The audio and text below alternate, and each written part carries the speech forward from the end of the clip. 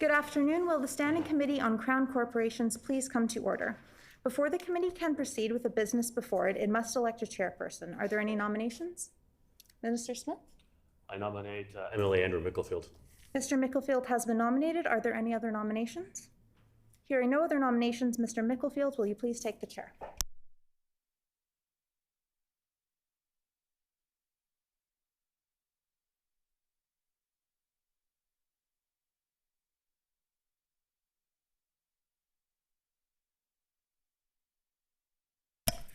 Good afternoon. Our next item of business is the election of a vice chairperson. Are there any nominations? The Honourable Minister. I nominate MLA Martin. Emily Martin has been nominated. Are there any other nominations? Seeing none, Mr. Martin is elected vice chairperson. This meeting has been called to consider the annual report of the Manitoba Liquor and Lotteries Corporation for the fiscal year ending March 31st, 2022. Are there any suggestions from the committee as to how long we should sit this afternoon? 2 hours. The Honourable Member for Fort Garry. 2 hours? It has been suggested we sit for 2 hours. Is the committee agreeable to that amount of time? I believe that is the case. Then we will do that. Does the Honourable Minister wish to make an opening statement, and would he please introduce the officials in attendance? Honourable Minister. Thank you, Mr. Chair, and good afternoon, everybody, and members of the committee. As the Minister responsible for Manitoba Liquor and Lotteries, I am here this afternoon, along with senior officials from Liquor and Lotteries, or MBLL, to present your approval today the annual report of the Corporation for the fiscal year ended March 31, 2022. I'd like to welcome the following members of the Corporate's Board and Executive: Bonnie Mitchelson, Chair of the MBLL Board of Directors; Manny Atwell, President and Chief Executive Officer. I don't know if we have Ian Urquhart with us. No, he's not with us. My Deputy Minister, Jeff Nadiak; Rob Maurice of Crown Services Division, and Special Assistant Suki Jandu also join me today. As attendees to this meeting will know, Manitoba Liquor and Lotteries plays an important part in generating revenue for the provincial budget from gaming, cannabis, and liquor sales. In order to continue delivering efficient and effective services and generating the net income that supports provincial services such as healthcare and education, MBLL needs to adapt and change. To that end, MBLL has done significant work during the 21-22 fiscal year to adapt and change with the challenges that COVID-19 pandemic brought.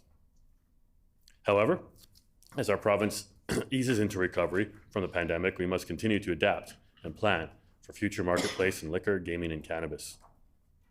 I know that Manitoba Liquor and Lotteries is continually looking at ways to improve their business model, and our government is committed to making the necessary changes to support this work moving forward.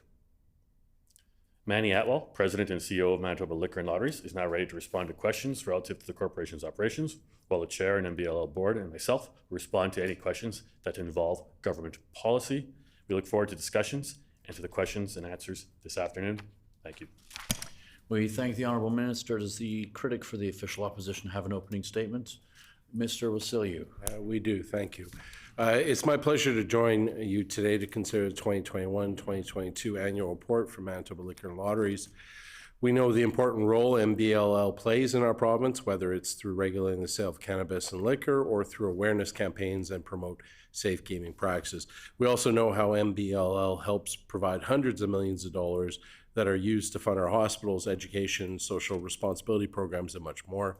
MBLL also provides hundreds of good-paying jobs for Manitobans, whether it's at casinos, liquor stores, and more. We're concerned about this government's approach to MBLL and are worried that it could jeopardize this beneficial system that Manitobans have come to know and appreciate. That's because this government is more concerned about privatization to benefit big out-of-province corporations, sending profits to them instead of ensuring they are being used to benefit regular Manitobans. We believe we should strengthen our publicly owned Crown corporations, not sell them off to the highest bidder. I have a few questions on pressing issues, and I'm hoping to receive some clarity on. Thank you. We thank the member. Do the representatives from the Manitoba Liquor and Lotteries Corporation wish to make an opening statement? Mr. Atwell, please go ahead. Great, thank you, Mr. Chair. Good afternoon. Thank you for the opportunity to speak today on the business activities of Manitoba Liquor and Lotteries. Before we begin, I'd like to acknowledge the following. Manitoba Liquor and Lotteries benefits from being on the original territories of the Anishinaabe, Cree, Oji-Cree, Dakota, Lakota, and Dene peoples, lands now known as Treaties 1 through 5, and the homeland of the Red River Métis. We commit to respecting the treaties made on these territories while acknowledging the harms of the past and moving forward in partnership with Indigenous communities and a spirit of reconciliation. While we acknowledge that territorial acknowledgements are only one step in cultivating greater respect for and inclusion of Indigenous peoples, these words will accompany actions invested in building a future and a community better for all. As I begin, it's worth noting that while we are here to cover the 21-22 annual report, we are now well into the 22-23 fiscal year, and that is essentially running at full capability and capacity as prior to the pandemic. So we can safely say that we are now in a business as usual position. Some of the highlights over the 21-22 fiscal year include delivering net income of almost $600 million. That's a 40% growth year over year, as we resumed closer to normal operations and implemented multiple programs and numerous processes to improve overall profitability. In terms of quality of earnings, this represents the best performance in the history of the company, and we expect to make more history in 22-23. Let's go through the different businesses. Gaming and entertainment. We had record lottery sales in 21-22 fiscal at $276 million. The net income contribution to the province was $57.7 million, which is a 38% increase year over year. iGaming net income grew to $63.1 million, which is also a 22% increase year over year. MBLL commenced with an effort to replace obsolete VLT machines at our commercial, First Nation, and veteran site holder locations. It's expected a total of 960 VLTs will be replaced in the current fiscal year. Casinos and related amenities were also reopened fully to the public. Return to play has been strong, and while revenues are slightly below pre-pandemic, profitability as a result of improved processes and reduced operational expenses at our casinos are at record levels. We've also seen our event center now have bookings at greater than pre-pandemic levels. At our liquor and cannabis business, we saw liquor revenues for the 21-22 fiscal achieve $873 million, which is down 1% from the prior year, which is actually more in alignment with a normal business operations for us. Some key initiatives for the 21-22 and into the 22-23 year include continued improvements to our controlled entrances to reduce costs and improve service levels to customers. We've implemented policies for minors under the age of 12 to be accompanied by their guardian. We reduced wait times at controlled entrances through a project implementing lean processes. We've invested approximately $3 million into liquor marts to make them more accessible, to improve assortment and increase convenience for our customers. We've improved our home delivery experience, adding same-day service. And we implemented a click and collect service at selected locations. We launched our liquor modernization project, which is going to focus on updating unsupported systems and infrastructure, improve overall supply chain performance, optimize business processes to save cost and time, and improve overall convenience and availability for products for all Manitobans. We also implemented an improved ordering process for liquor and cannabis business partners to improve delivery and performance for them as well. Finally, we improved an onboarding process for micro producers that want to self-distribute. Over the past year, MBL has continued its commitment to maintaining an open dialogue with cannabis retailers and the licensed producers that serve our market. This is directly resulting from important conversations with several new enhancements that have been implemented and new processes and tools used by MBL cannabis business partners. The intent of these enhancements was to action the feedback MBL received from our business partners to make it easier to do business with MBLL and to collectively achieve the goals of cannabis legalization. Enhancements such as new online customer service ordering system, improved transparency to supplier lead times, introduction of cross-docking services are going to improve the ability for cannabis partners to be successful in the Manitoba market. Over the next year, MBL will continue to work collaboratively with our cannabis business partners and support the growth of a strong legal cannabis market. One of the biggest challenges that will face MBLL and many of the organizations over the next short term here is going to be employee retention and recruitment. As such, we are increasing our focus in these areas to ensure that we have enough people and can add people as necessary for our business. We're expanding job postings to include Immigration Center of Manitoba, Manitoba START, Manitoba Chamber Newcomer Hub, Service Canada, Ukrainian Canadian Congress, First Nations and Indigenous job boards, local colleges, and additional trade schools. We're reviewing post-grad work permit programs and exploring possibilities to partner with and support foreign students with immigration requirements. We're attending career fairs for community organizations and giving presentations on MBLL and the opportunities and the benefits we provide. We're also requiring all managers to complete reduced unconscious bias training during their process as well. In the 21-22 fiscal, we launched our Diversity, Equity, Inclusion Committee, and we asked the organization for volunteers to participate. We're thrilled to see over 50 of our employees volunteer to join this important committee as we look to improve DE&I at Manitoba Liquor and Lotteries. Given the size and scope of the committee, 5 subcommittees were created. These include strategy, education, truth and reconciliation, community engagement, and employee experience. Each subcommittee has 2 co-chairs, one of which is an executive and 1 team member. Knowing how important truth and reconciliation is to us as a company and to Manitobans, the TRC subcommittee has seen some great work already started as we move on our journey to the call to action. Some of this work includes 4 seasons of reconciliation training for all leaders, Kairos blanket exercise offered 3 times a year, a number of race-based sessions for Indigenous employees, and creating a TRC roadmap for MBLL. First, we've held our first meeting with our Truth and Reconciliation External Advisory Council, and we've had discussions with this group for September 30th planning into 2023. Our DE&I work has not gone unnoticed. We've actually been asked to panel on a number of DE&I events in Winnipeg and look forward to not only sharing our experience, but also learning from others. With regard to corporate responsibility, in the 21-22 fiscal, MBL social responsibility budget was $11.4 million, a decrease from the prior year budget of $12.9 million. As a corporation, social responsibility budget is directly correlated to net income and calculated based on 2% of anticipated annual net income. The impacts of pandemic on MBL revenues resulted in a decrease in the 21-22 social responsibility budget.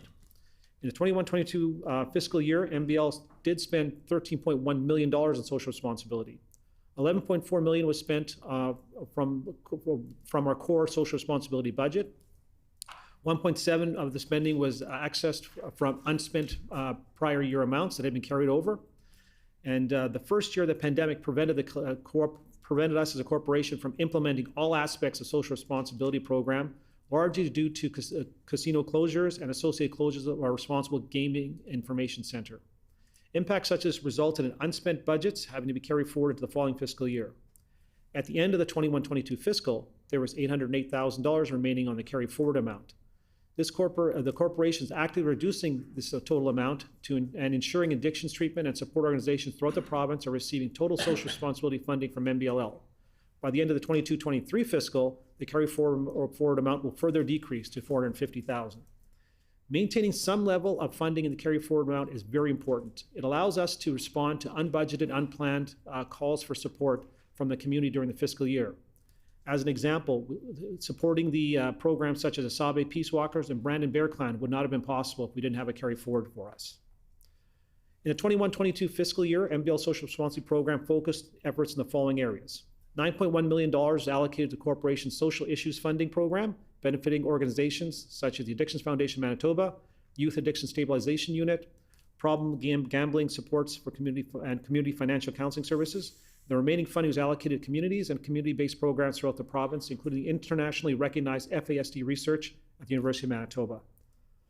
$2.3 million was allocated to corporations' public awareness programs, which aim to help Manitobans have lower risk experiences with the products sold by MBLL. $1.7 million was allocated to research programs and operating expenses. Excuse me. We were here in front of this committee 11 months ago, and we said that we were well positioned as the pandemic ended to excel in our business and see strong growth in our net income. We did just that. In closing, Mr. Chairman and members of the Standing Committee, I want to recognize the great work that all 3,000 plus employees at Manitoba Liquor and Lotteries have done over the past year as we transition our business from the pandemic to post-pandemic. We said we'd be ready to deliver to Manitobans. That's exactly what we did, and we continue to do so at record levels. We do this to enrich the lives of Manitobans. I'm very proud of this team. Thank you.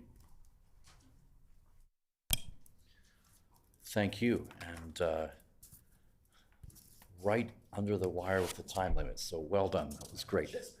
I was checking to see if there was a way we could offer, we might need to offer extra time, but that's not necessary, and I'm grateful. So at this time, the floor is open for questions. Mr. Wasilou. Wondering if Mr. Atwell can speak to the variety of local products that are sold in MBLL liquor stores. Mr. Atwell. Thank you, Mr. Chair. We have a total of approximately 6,000 SKUs available in our entire portfolio of products. At any given point in time, typically between 3,000 and 4,000 SKUs are available through our entire 65-store network. And again, at any given point in time, our largest location, Grant Park, would have between 2,500 and 3,000 SKUs available. Mr. Wasiliu?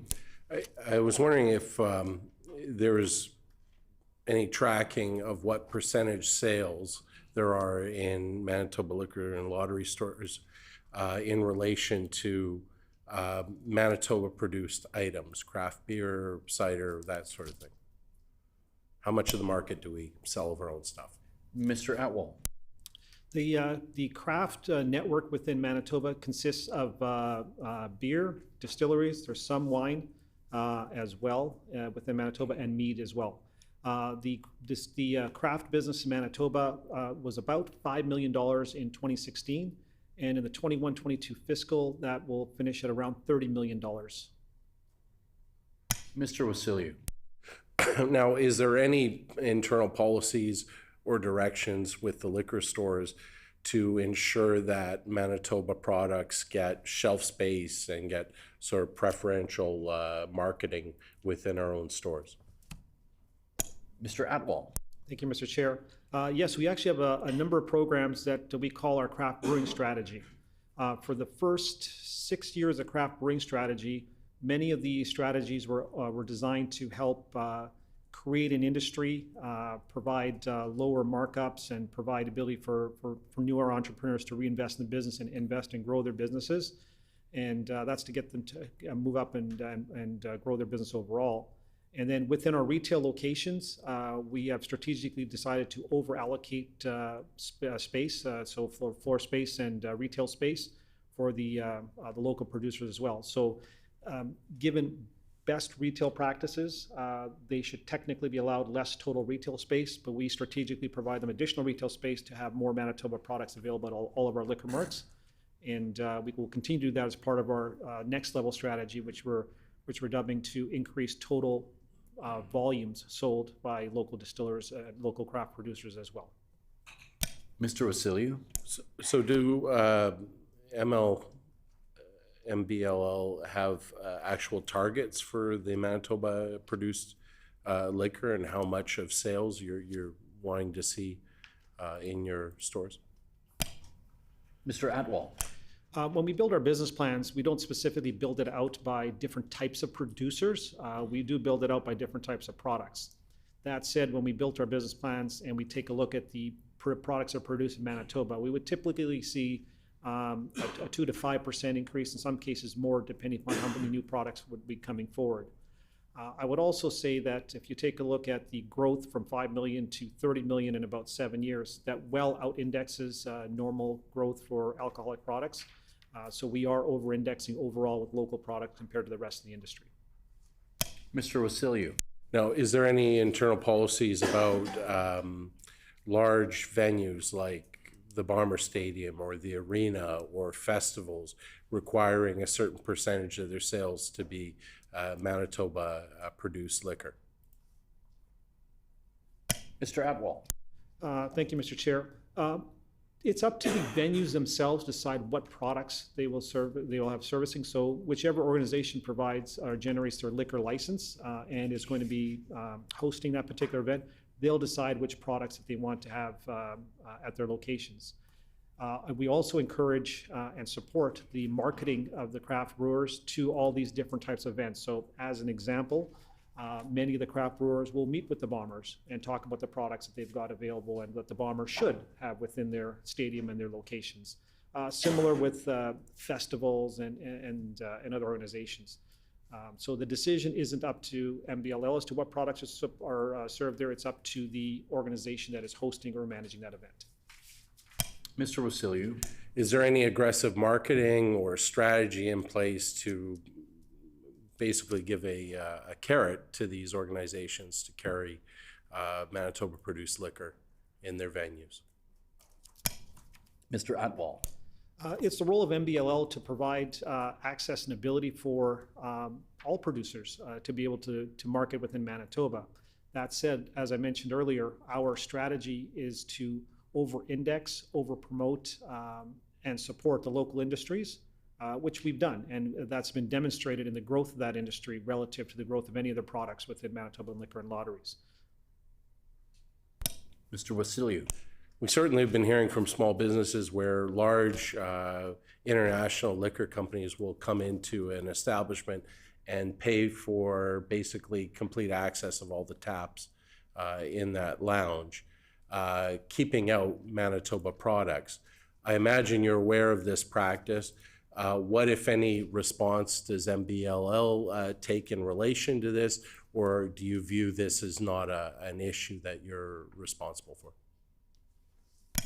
Just a quick reminder, please put questions through the chair. Mr. Atwell? Thank you, Mr. Chair. I apologize. Can you repeat part of the question again? Mr. Wasiliu. Through the chair. I know Mr. Atwell is aware of the practice of sort of large international companies coming into small businesses and paying for access basically to preferentially sell their product. This can leave out Manitoba producers. And I'm wondering if how MBLL views this. Do they view that they have some role in potentially opening up these markets to Manitoba products, or do they view that they are more neutral? And again, I think made earlier comments about letting the purchaser decide. Mr. Atwell. Thank you, Mr. Chair. Generally speaking, the purchasers are private companies and private individuals and private organizations. They're entitled to make whatever decisions they choose to make for the events and products they would like to have, and any marketing associated or purchase of products and exclusivity, that is up to them. That said, as I've noted a couple times now, our role is to help continue to promote and build our local presence as well, and our local distillers and brewers. And the actual growth of that industry relative to other terms clearly demonstrates that we are doing that. We will continue to support to help market, continue to help support to promote, but decisions are made by the private organizations that host these events and facilities. Mr. Wasiliu. I'm wondering if Mr. Atwell could speak to whether or not he has a concern about sort of monopoly marketing that goes on in this industry, and whether this is something that the legislature should be reviewing, and that there should be legislation or regulations in order to prevent this practice from occurring. Mr. Chair. The Honourable Minister. Mr. Chair, and I think it's very clear by the line of questioning here, this was more of a political question, certainly aimed at government. And let's be honest, I think MBLL has done a tremendous job answering questions about the operations and sticking to the point of the committee, which is to focus on the annual report. Having said that, I know our government is very committed to working with local producers. In fact, a lot of local producers are very supportive of our most recent initiative, Bill 9. And I don't know that the member wants to hear that, but that is the case, that Bill 9 is quite well received by a lot of our local producers and other producers in general, that Manitobans will have a chance to more consumer choice and more convenience for all Manitobans in their liquor purchases in this province. So again, I know that the question was about legislation, and Mr. Chair, I appreciate that, but at this point, we're continuing as a government to work with MBLL, and we're going to work with stakeholders in the community and, of course, Manitobans at large to make sure that MBLL and the entire liquor retail system in this province continues to modernize, continues to change with the times, and adapt to the 21st century. I must remind the Minister and all members that bills currently before the House are off limits for the purpose of this afternoon's committee. Mr. Wasiliu? My question, I guess, then will be to the Minister. The issue that I'm speaking about is the lack of choice that hurts small businesses, because they're forced into buying the products of one singular company. And I'm wondering if the Minister would be amenable to bringing in legislation which would actually open up the market and open up opportunities for Manitoba producers that currently aren't there because large international companies are buying up all the taps in our local establishments. The Honourable Minister. Thank you, Mr. Chair, and I appreciate the question. And again, I said in my first answer that we are very, as a government, very willing to work with both stakeholders in this space, and of course MBLL, to make sure that whatever comes of changes in liquor retail, that it's in the best interest of all Manitobans and certainly helpful to all of our producers who sell in this space. We know that certainly Manitobans have a lot of pride in their local producers, and I know myself am very proud of some of the local producers we have, microbreweries, just to name a few. But again, like I said, our government is committed to working with all the stakeholders in this space, working with MBL and making sure that whatever comes of liquor modernization is in the best interest of all Manitobans. Mr. Wasiliu. Wonder if Mr. Atwell can tell the committee how the recent implemented increased security measures at MBLL liquor stores have impacted levels of theft. Mr. Atwell. Mr. Chair, not quite as recent anymore. It's been a couple of years since they've been implemented. But from pre-controlled entrances to post-controlled entrances, we've seen a reduction in theft of approximately 97%. We've seen a reduction in robberies of 100%. And we're very proud of those results, and very proud that we have a safe environment for our customers and for our employees to be able to shop. I've had the privilege to actually work in liquor marts both before and after controlled entrances were put in place.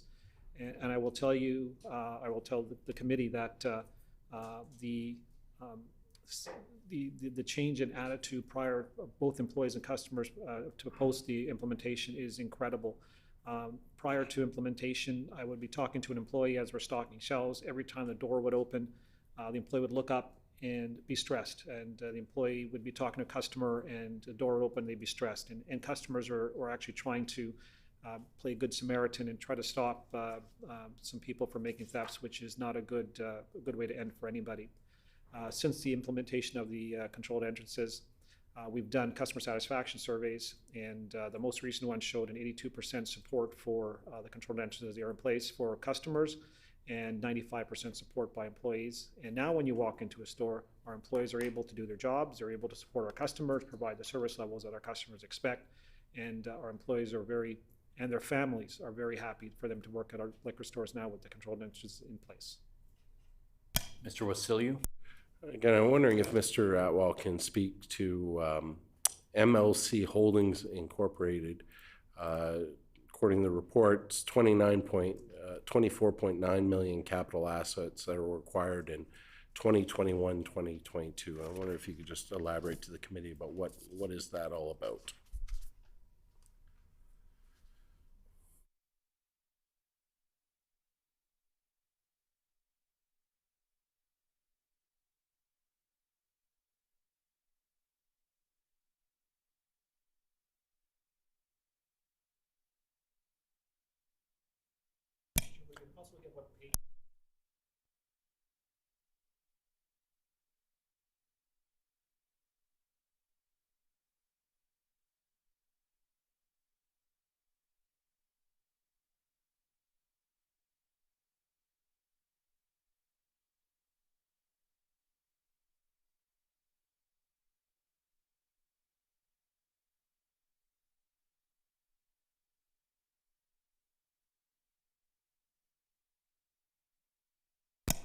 Mr. Atwell.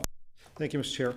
MLC Holdings is the holding company for MBLL and our different entities. MLC Holdings will, on occasion, be required to be the actual purchase of the assets, and MBLL would be the user of the assets in some cases, and that's an internal accounting procedure that's done. That said, we do lease certain capital assets, and these capital assets include VLT machines to First Nations. As per legislation, MBLL must be the owner of gaming assets, and they can be leased to other organizations. And so First Nations do lease the assets from MBLL. Mr. Wasiliu. I'm wondering if you can tell us how many full-time employees does MBLL have? Mr. Atwell. Specific, quick clarification, specific to full-time or total number of employees? Mr. Wasiliu, I guess full-time equivalents would be the, Mr. Atwell, We have approximately 1,900 full-time equivalents, and we have about approximately 3,000 total employees. Mr. Wasiliu, I'm wondering if Mr. Atwell can break down the full-time equivalents by gender and race, and what percentage are Indigenous?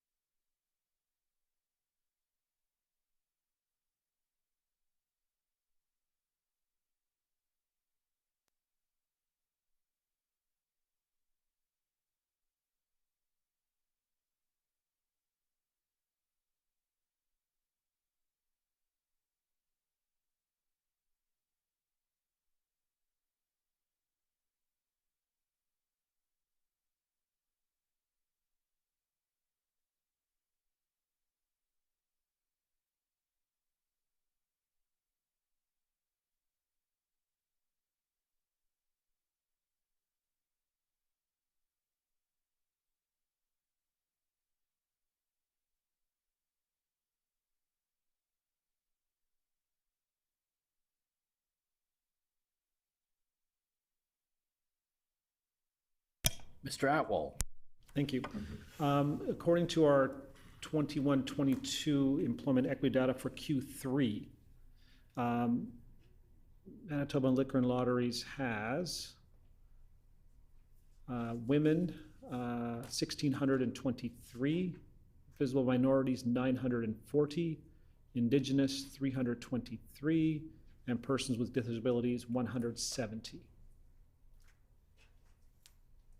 Mr. Wasiliu, I'm wondering if Mr. Atwell would consider including these statistics in future annual reports. Mr. Atwell, Thank you, Mr. Chair. MBLL has, as I mentioned in my opening remarks, kicked off our Diversity, Equity, Inclusion Committee, and we've kicked off a number of initiatives with regard to diversity, equity, inclusion. One of our major initiatives is working to establish current and future benchmarks, and not limited to the current 4 or 5 categories that are available there today. We will actually go into further depth into our different diversity, equity, inclusion categories. And we're going to follow, start to follow, or try to follow best practices that are put out there by organizations around the world. And we're using our Diversity, Equity, and Inclusion Subcommittee to do just that. MBLL fully intends to publish that data, whether it's on our website or an annual report, that is to be determined, but we fully intend to publish that data and maintain transparency of our organization with the public.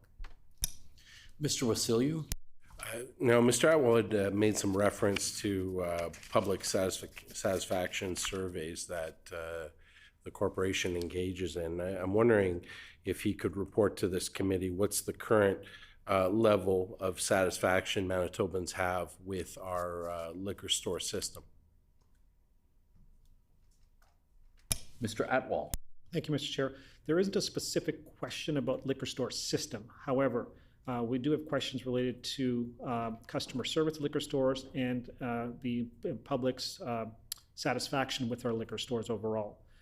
We measure on a quarterly basis, and so far consistently, certainly over the last 4 quarters and the 4 quarters in question with the annual report, the scores range between 89 and 93%. Mr. Wasiliu, I'm wondering if Mr. Atwell can, educate us on whether or not there's any sort of gaps in the service being provided right now by liquor stores that the public is complaining about or saying that things have to change, or whether it's overall a very high level of satisfaction. Mr. Atwell, Great, thank you, Mr. Chair. Yes, we do get customer feedback in those reports and also through other channels, whether it's through our online portals or direct feedback from customers. Consistently, what we see is that the gaps that, or the areas that customers like to see further improvement in, one of them tends to be they would like to see a better price, but again, that's not without a real definition. It's we would like to see a little bit better price. So that's one that typically comes up. One that comes up more often is we would like to see more selection of products, or I've been to other provinces, they've got certain products, can we get those types of products here in Manitoba? So that's another one that tends to come up regularly. A third item that comes up more regularly, certainly recently, is the controlled entrances, and is there a way to either not have them anymore, which is really not an option for us, or are there ways to speed up the process to get through a controlled entrance? And we've got some initiatives that we talked about that we worked on that to improve that overall process.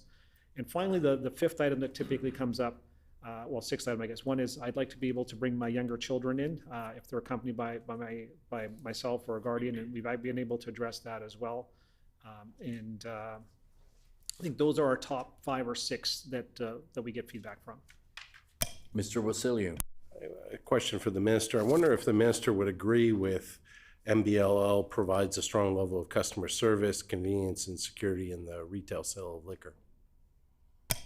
The Honourable Minister. Thank you, Mr. Chair, and our government really does appreciate, of course, all the employees that work at MBLL, whether they're on the distribution side or the retail side. We know that we always appreciate the good folks who do that, particularly around this time of year. We know going to the holiday Christmas season, it's going to be incredibly busy, and I always appreciate the amount of work that they have to go through, and certainly the customer volume that they have to deal with. So I really do appreciate that, and thank you to them, and certainly their families for understanding that they're probably working more hours during this time of season than they would normally work. So certainly appreciate that with that work that they do for the great corporation of MBLL. I also say that, and Mr. Atwell had referenced in one of his answers here that folks in Manitoba do like to or would like to see more variety of liquor and alcohol selection, and I believe that our government is working with MBLL to provide more selection and more choice for consumers. I think that's incredibly important, and I think that Manitobans would certainly appreciate that, particularly this time of year when I know the member opposite's father with relatively young children, as I understand, and I am as well, and there'd be nothing more convenient than be able to reduce the number of stops required when purchasing liquor. Mr. Wasiliu. So I'm wondering if the minister can tell us whether or not he thinks that the current liquor stores are incapable of providing improved options when it comes to the sale of liquor. The Honourable Minister. Thank you, Mr. Chair, and I appreciate that. And like I said in my previous answer, I thank all the good folks that work at Manitoba Liquor and Lotteries, whether they're in the distribution or retail side. The amount of work that they're going to be doing, particularly going to the holiday season, Christmas season here, is going to be much busier than normal. And I think that while they're probably busy, it's probably an exciting time to work there because it's offers a different dynamic than you would normally have throughout other seasons throughout the year. But again, I appreciate all the work that these folks do, and I know Manitobans do as well. Manitobans probably, as was referenced earlier, that like the idea of having more choice and more options for customers, and I think that's something that MBLL and our government are working very closely on. Mr. Wasiliu. For Mr. Atwell, regarding the sales at the stores, how much profit does MBLL make on the average as a percentage of total sale price for beer, for spirits, and refreshment beverages, and also wine? Mr. Atwell. Thank you, Mr. Chair. Is the question directed specifically at the retail level or at the products or the categories that were named overall? Mr. Wasiliu. Well, I guess I'm interested in the sales at the stores based on those products. Mr. Atwell. Thank you, Mr. Chair. So in today's pricing structure, the way it is created and set up, and the way that there is not a wholesale price set in Manitoba today, but specifically uniform retail price, and products acquired at a fully loaded landed cost. The average retail margin is not easily calculated, and it isn't typically reported. From a pure cost accounting perspective, you can estimate retail margins on a fully loaded, a net of total retail cost to range somewhere between 10 and 15% is what that retail margin would look like overall. That said, we look at margin in that particular business from time we acquire to the time we sell it, which includes markups on those particular products. Each of the products will have a slightly different markup. So there's 4 key categories. There's refreshment beverages, there's beer, there's wine, and there's spirits. Each one's got a slightly different markup. Further complications also occur when you're dealing with end user retailers liquor vendors versus wine stores versus MBLL liquor marts, and they'll have a slightly different adjustment to that particular price. But overall, as a liquor business, MBL had revenues in the $850 million range approximately, and net profit in the $315 million range. Mr. Wasilou? BLL generates significantly more revenue from its stores than it does from private liquor venues, and specifically specialty wine stores. I believe the figures are 460 million versus 111 million. That's page 17 of the report. Again, I think it's fair to say that if there are fewer sales at public stores, the overall revenue flowing to government would also be lower. And I'm wondering if you can explain why the private liquor vendors are so much less profitable for Manitoba than the actual liquor stores are, almost a five-fold amount. Mr. Atwell? Great, thank you, Mr. Chair. As I mentioned earlier, today's model does not have a retail margin. So when you compare liquor marts to liquor vendors, to wine stores or any other third parties that are out there, it's not an apples to apples comparison. In order to an apples to apples comparison, you would need to determine what the Manitoba Liquor Mart's retail margins would look like, and that should be net of total cost sales. And as I mentioned earlier, if we were to do that in today's environment, that margin is somewhere in the 10 to 15% range of total sales. The rest of the margin, which includes MBL sales to liquor vendors, to wine stores, and anybody else that's selling those particular products, is actually sold at a uniform retail price less a discount off that. And that's why those margins look substantially less, because now you're evaluating that particular business value stream at a different margin and a different calculation as you're trying to value the MBLL liquor marts. Again, maybe for clarity, as we talk about it, MBLL's profitability, the way it's calculated today, and it has been, and one of the reasons that needs modernization, is we do not have a wholesale price. We do not have a retail less a wholesale or less a cost margin at our retail locations. What we have today is a uniform sale price and a total loaded landed cost, and all the margin is built and blended in between.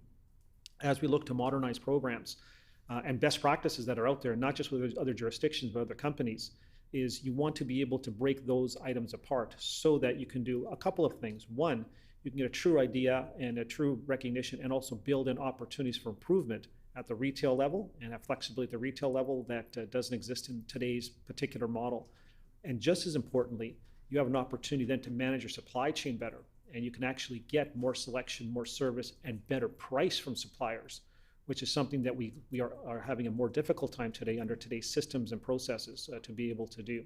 So by improving the overall supply chain, we can do multiple things. We can speed up the delivery of products into Manitoba. We can increase overall selection of products into Manitoba. We can actually reduce our landed cost for those products in Manitoba and pass those savings on to Manitoba consumers and still maintain the same level of profitability for MBLL that needs to deliver to our province as well. So I would say we would want to caution that if we want to compare different areas, very important that we compare apples to apples and not apples to oranges, as may be the case on some of the reports as they're generated under today's model of pricing. Mr. Wasilou? Okay, well, I certainly hear the CEO, Mr. Atwell's, admonition to not compare apples to oranges, but I'll take a product line like craft products. When you factor in the fact that they are made in Manitoba, that all the labor is in Manitoba, all the supplies are processed in Manitoba, the return to Manitobans in income tax, in PSD, would be far greater than a product that's imported from out of the province. And I wonder if Mr. Atwell can tell me whether any of that analysis gets factored into the profitability of products that are actually sold in our stores. Mr. Atwell? MBLL is a corporation. We have our particular metrics and we have particular obligations and particular financial rules that we would follow. Items that are outside of MBLL, which would include some of the items that have been stated, would not be measured by us and would not be calculated in our analysis. It's not within our corporation to do so. Mr. Wasiliu. Mr. Atwell, I wonder if he can advise if he's undertaken any analysis on what impact revenues there would be on revenues if the number of liquor venues increased. Mr. Atwell. The question specific to revenues. So with regard to revenues, we haven't done a specific analysis on what happened to revenues. Revenues typically will follow a couple different factors. Total revenues will follow population size and growth. Total revenues will follow disposable income. Total revenues will follow consumer trends, such as a greater shift more towards ready-to-drink and refreshment beverages than to beer and wine that we've seen in the past. Those numbers will typically impact your total revenue number. All of our projections that we've done in our strategic plan show that in the liquor industry, we expect our revenues to increase typically with inflation and with Manitoba population growth. None of those projections are different for any analysis that we've done. Mr. Wasiliu.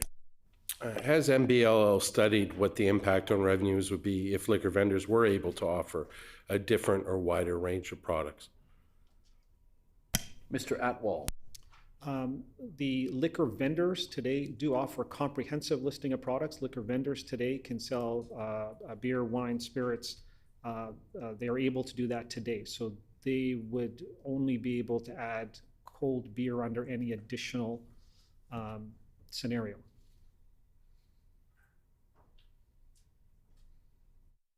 Mr. Wasiliu. Perhaps Mr. Atwell can answer the question. Mr. Atwell. I believe the question was what would be the impact if liquor vendors sold a more selection of products? Short answer is there wouldn't be an impact because liquor vendors today sell the full assortment of products. Mr. Wasiliu. Sorry, the question was, has MBLL studied what the impact on revenues would be if liquor vendors were able to offer a different, wider range of products? Mr. Atwell. No. Mr. Wasiliu. Is there any plans to conduct those studies? Mr. Atwell.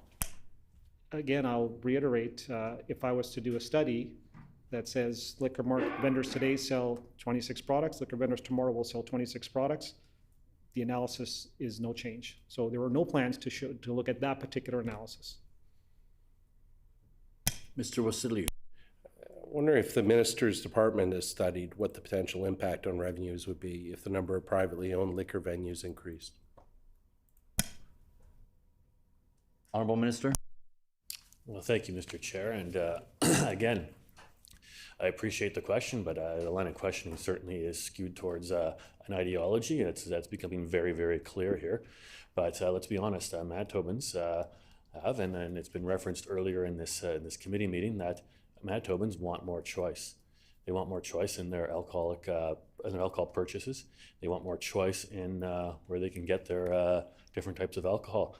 And I think that's been very clear. I think Manitobans are on side with that, despite the fact that I think they still think that MBL is doing a great job of retailing. I think there's obviously always more room for more venues to sell different types of alcohol.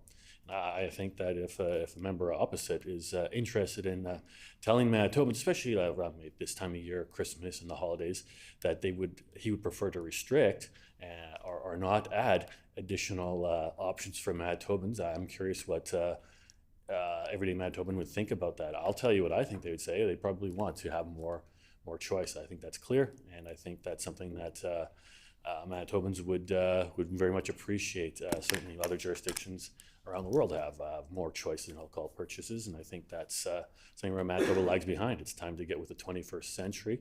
We're already at 20-some years into it.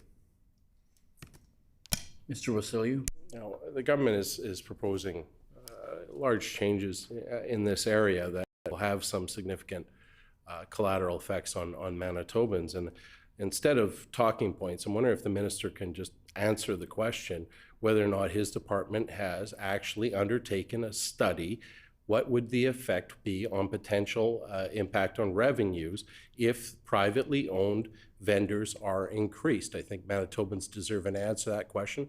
I don't think they deserve talking points. I think the minister is capable of answering that question, and Manitobans deserve to hear it.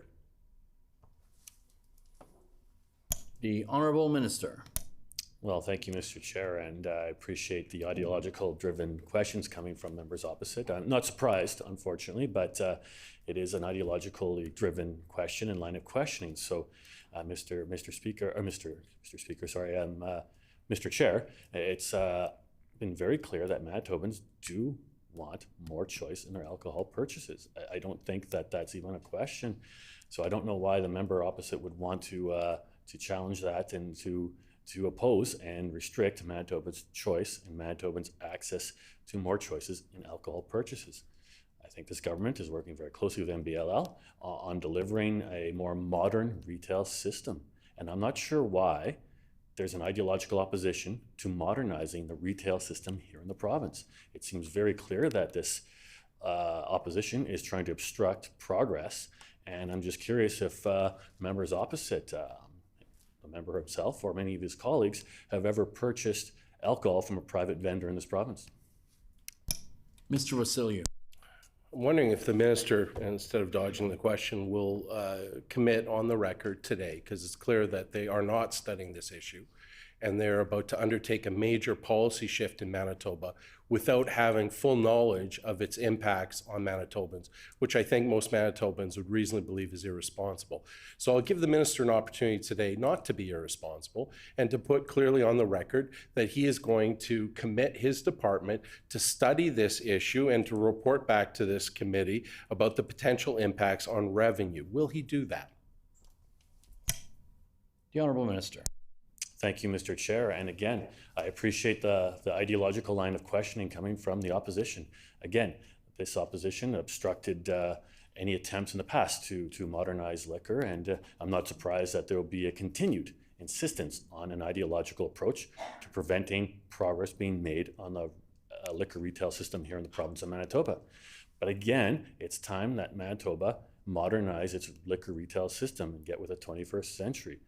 I believe that Manitobans are excited to have more options, and I'm just curious if the member opposite would want to be the one who restricts Manitoba's choice to alcohol purchases in the province. And again, if you want another line of questioning towards the member opposite, is he did not answer the question of whether or not he or any of his member colleagues have indeed purchased private liquor from a private vendor in this province, as he knows there already exists a private public mix of sales in the province.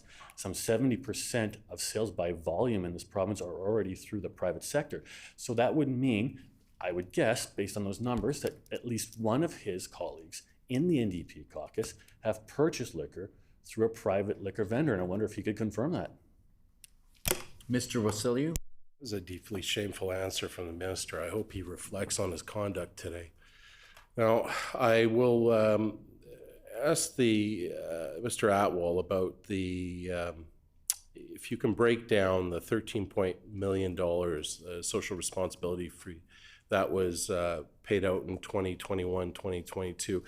When I look at the report, it appears to be sort of four large subject areas: addictions programming, promoting responsible gambling, lower risk to liquor consumption, and public interest research. And of those four broad categories, can you break down where that 13.1 million went?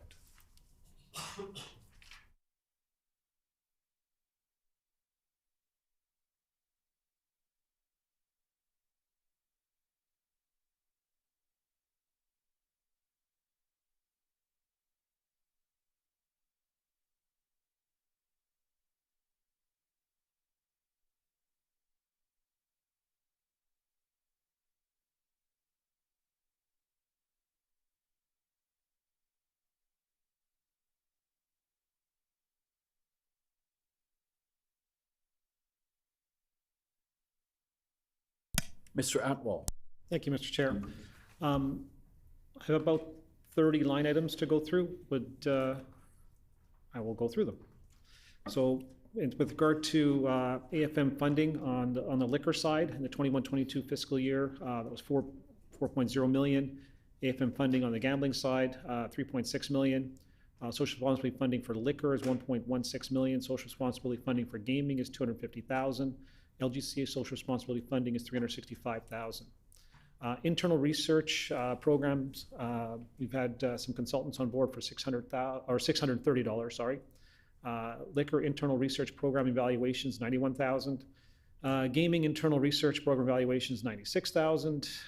Cannabis internal research program is 14,000. Research grants have been awarded for $85,000.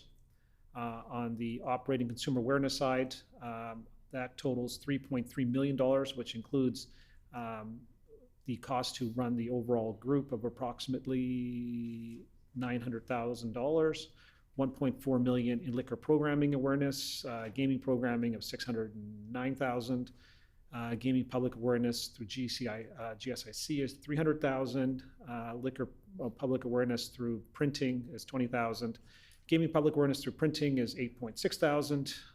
Additionally, corporate memberships in social responsibility programs are about 19,000. Additional subscriptions are $18,000, and that is, and there is a carry forward of $800,000 into the next fiscal. Mr. Wasilou. Mr. Atwell alluded to that 800,000 wasn't spent, and I'm confused on that. How is it allowed that social responsibility funding from 1 year can be left unspent and carried forward, as opposed to putting it into further addictions programs? Or there seems to be endless places to put that money. So I wonder if you explain how that happened. Mr. Atwell. Thank you, Mr. Chair.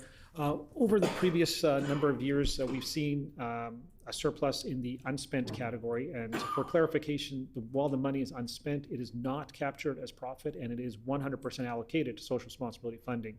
In the prior fiscal year, that number is actually $2.5 million.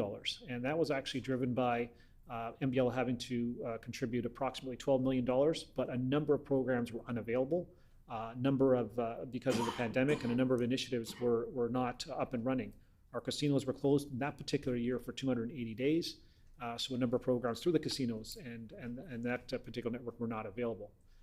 So we went from 2.5 million as a carry forward in the 2021 to 800,000 in the 21-22. So we did over allocate in the calendar year based on a carry forward from the previous year by $1.7 million. Our carry forward into the 22-23 year is $400,000. We reduced that amount by $400,000 as well.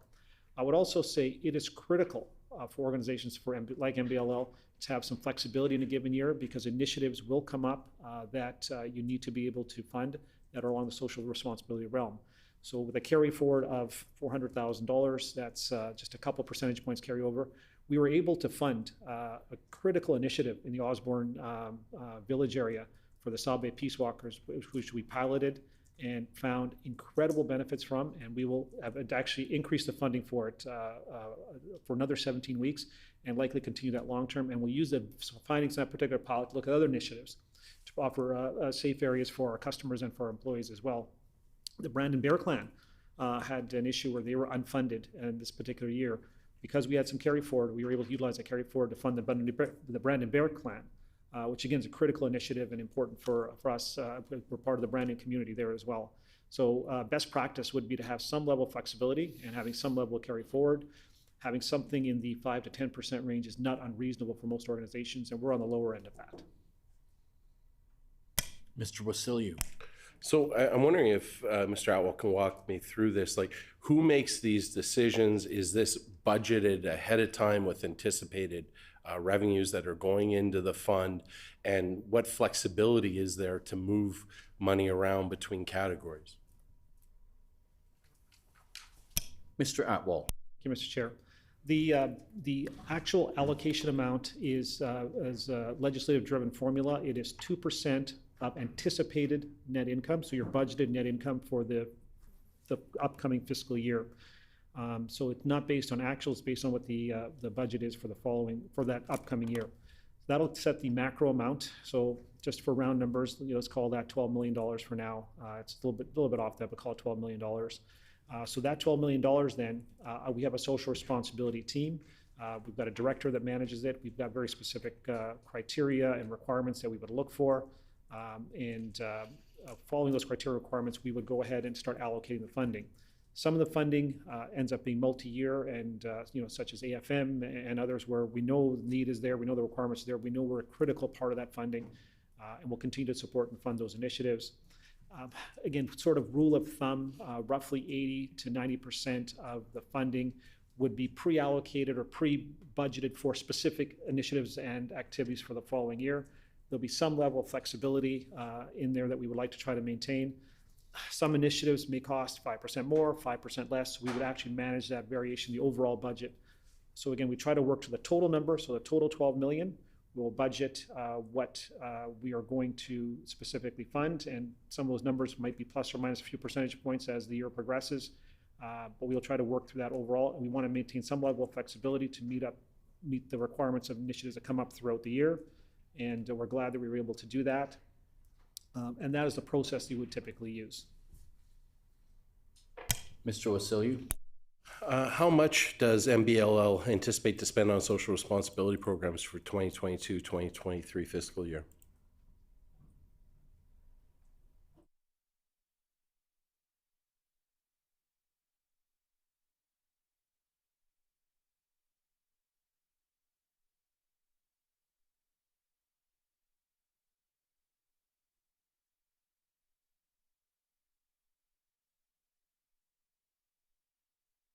Mr. Atwal?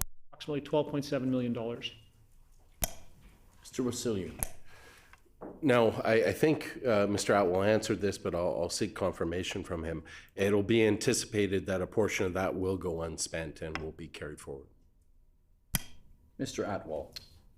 Yes, based on our current assessment, approximately $400,000 is available for additional opportunities or initiatives that could come up.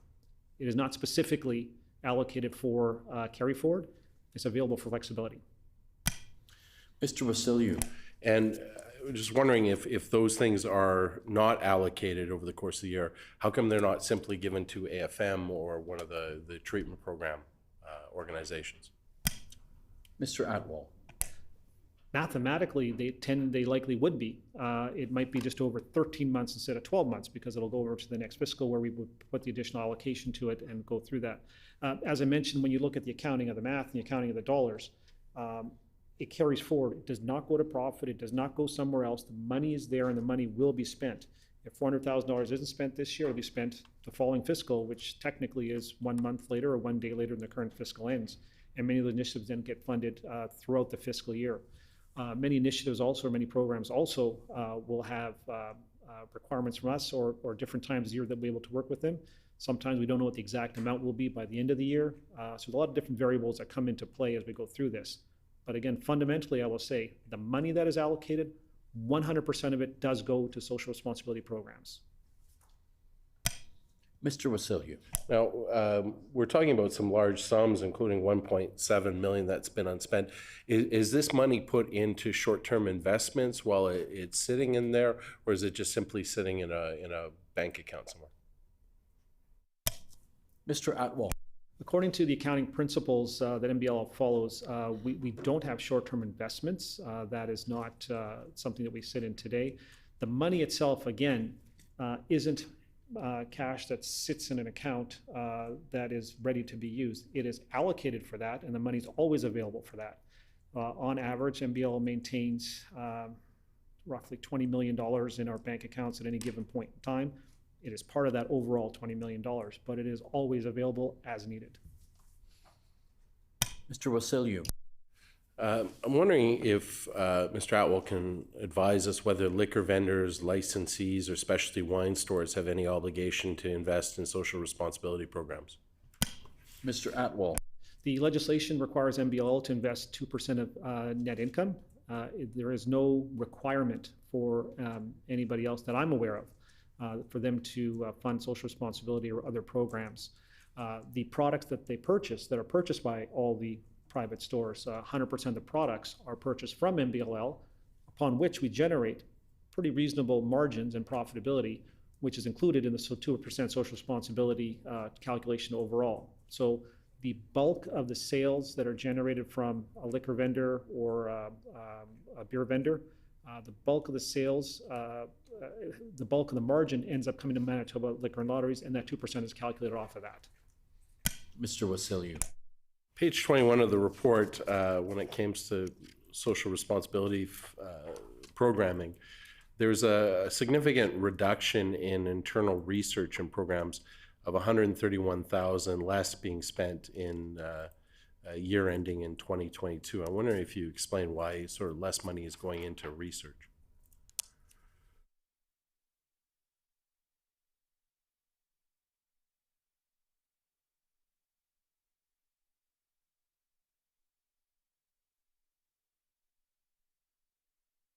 Mr. Atwal.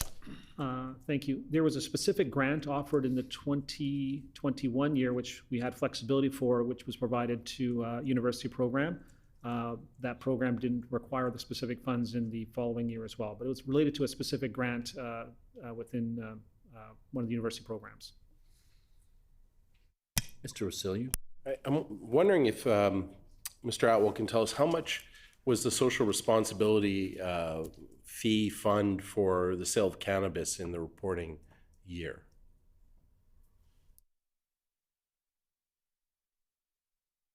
Mr. Atwal. Clarification on the question, the amount that MBL allocated towards social responsibility or the social responsibility fee? Mr. Wasilyu. The fee itself.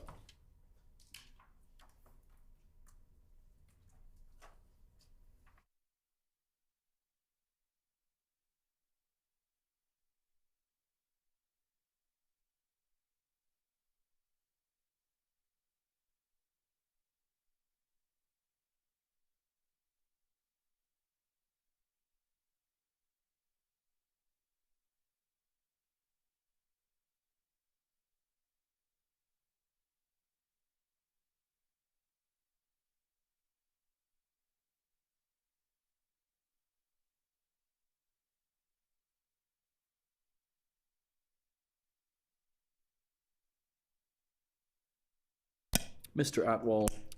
For the 2021 fiscal year, the net social responsibility fee was collected was $7.78 million.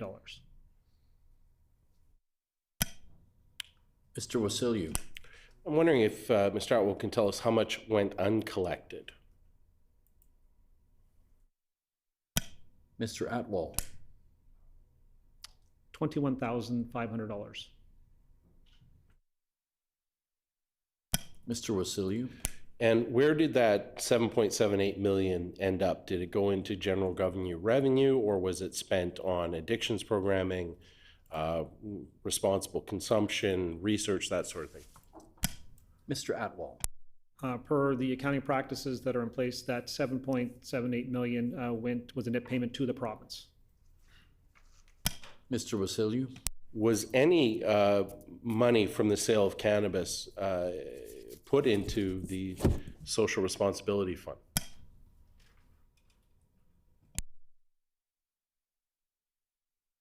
Mr. Atwal. I think that question isn't accurate. There would be no money put into the social responsibility fund from Manitoba Liquor and Lotteries. We would collect it and submit that to the province. Mr. Wasilyu. Now, is my understanding that the bulk of the money that MBLL makes off of cannabis is through profit as a wholesaler? Mr. Atwal. That is correct. Approximately 20% would be the markup. Mr. Wasilyu. Now, we are the only province in Canada that doesn't charge PST on these products. What is the plan to recover the 7.78 million when the social responsibility fee is disappears at the end of the year? The Honourable Minister. Thank you, Mr. Chair, and thank the member for the question. We know that no PST was included on the sale of cannabis initially. I mean, of course, we want to make sure that cannabis sales of the legal variety remain competitive against the illegal market. And I think that's very important. I would say that everyone in our, every MLA in this chamber would probably agree that that's an important initiative to make sure that legal cannabis sales not only compete and hopefully one day dominate and completely outstrip the illegal markets. We don't want any of our children, young people, or anybody thinking that they get a better deal from an illegal source for cannabis. We know there's dangers, inherent dangers with that, and I know the member opposite's very aware of those types of dangers of buying drugs from a dealer. So that's why that province wants to make sure, and our government works very closely with NBL to make sure that the legal market is competitive, and it makes sure that consumers have not only faith in the safety of it, which they do, but have faith in the ability to afford and the ability to the market to be competitive with the illegal market. Mr. Wasiliu?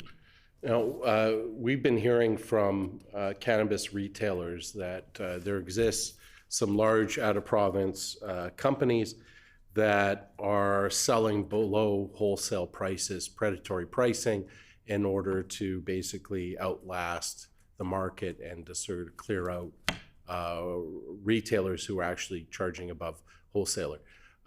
This predatory pricing has been addressed by Alberta. They've actually shut it down. And I'm wondering, I'm interested to hear Mr. Atwell's response, whether this is on MBLL's radar, whether they have plans to adopt the Alberta model and to shut down this kind of unfair predatory pricing that's going to force out a lot of Manitoba small businesses. Mr. Atwell? The cannabis business, the retail business, as everybody is aware, is 100% owned and managed by the private sector and its private retailers. If you take a look at Manitoba's cannabis retail business, the number of stores that have grown, the amount of total sales that have been made has grown significantly. At this point, our latest assessments show that just over 50, probably closer to 60% of all cannabis purchased in Manitoba is through the legal channels. And that's a tremendous growth over just 3 years in that particular area.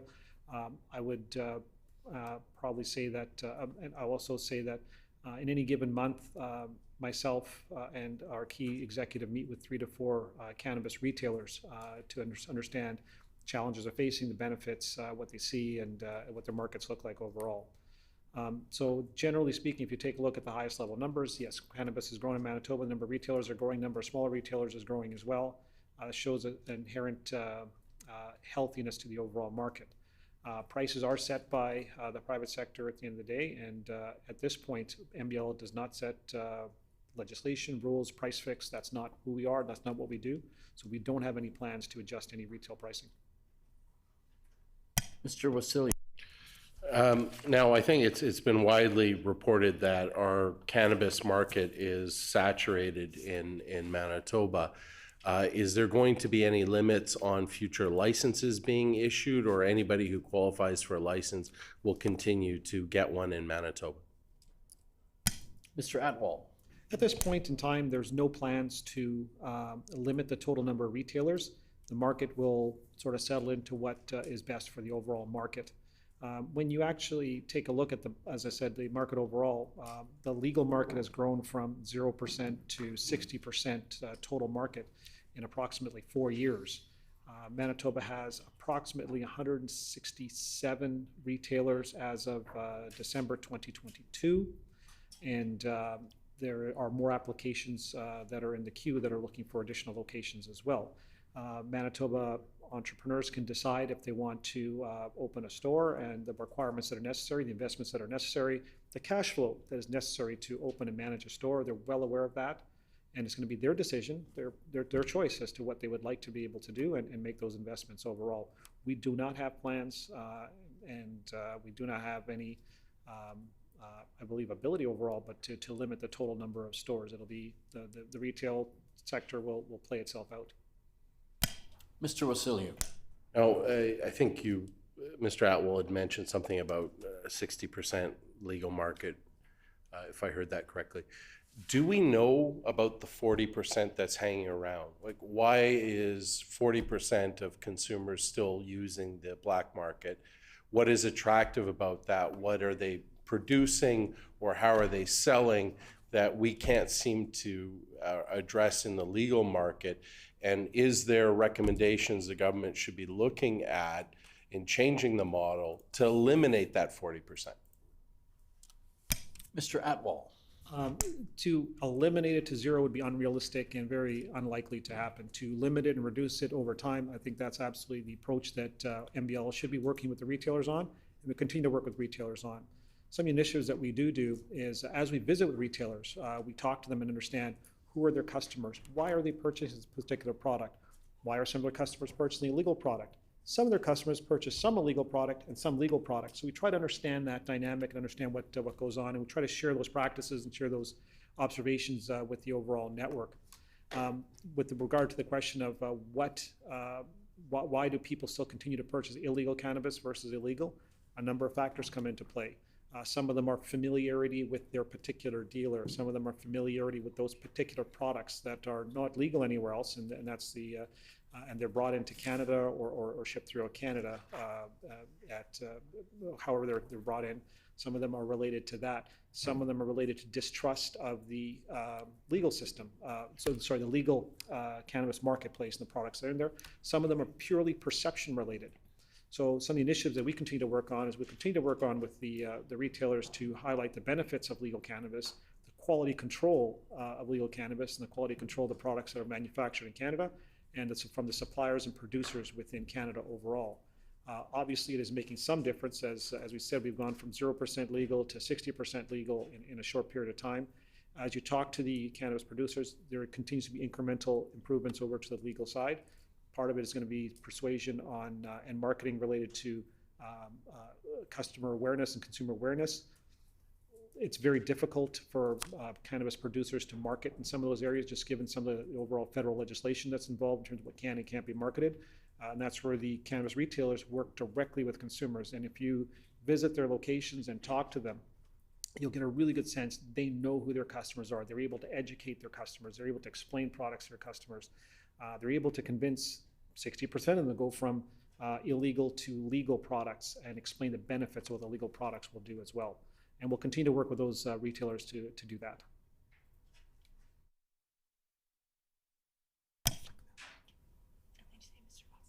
Mr. Wasselu. Yes, thank you.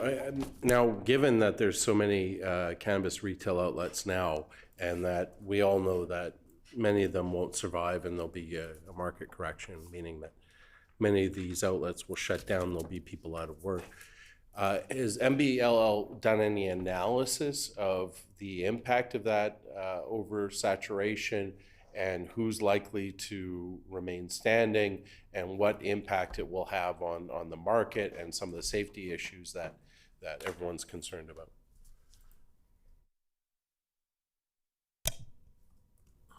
Mr. Atwal.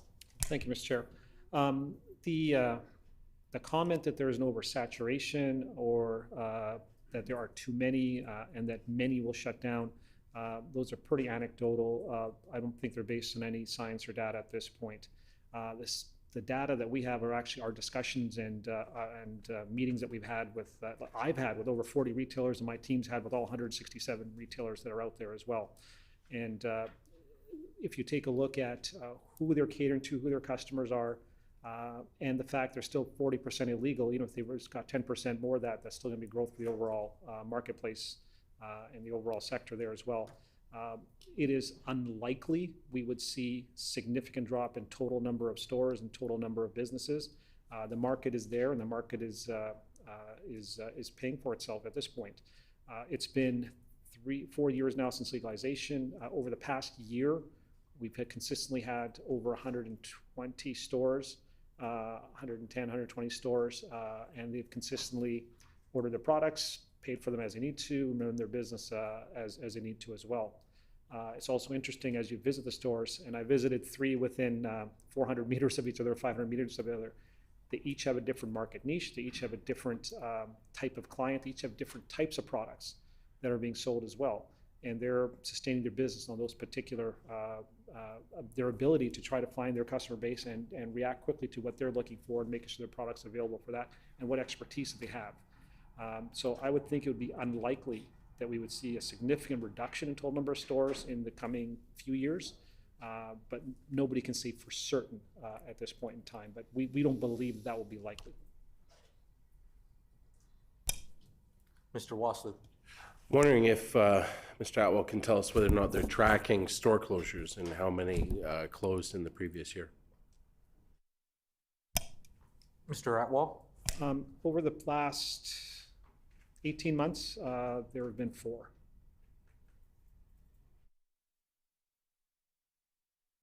Mr. Wassler. I'm wondering if, again, MBLL is tracking how many of these are Manitoba-owned companies and how many are out-of-province companies. Mr. Atwell. We don't have that data readily available. All the companies are registered in Manitoba, but we don't have that data readily available. Mr. Wassler. I take it that all 4 of those that closed were Manitoba-owned companies. Mr. Atwell. Again, I don't have that data readily available. Mr. Wassler. Now, I was looking at page 24 of the report. There was some mention there that 600 employees are currently working remotely. And is this the plan going forward, that that's going to be a constant program for MBLL? Will there be a significant percentage of the workforce that will not be required to sort of come to head office?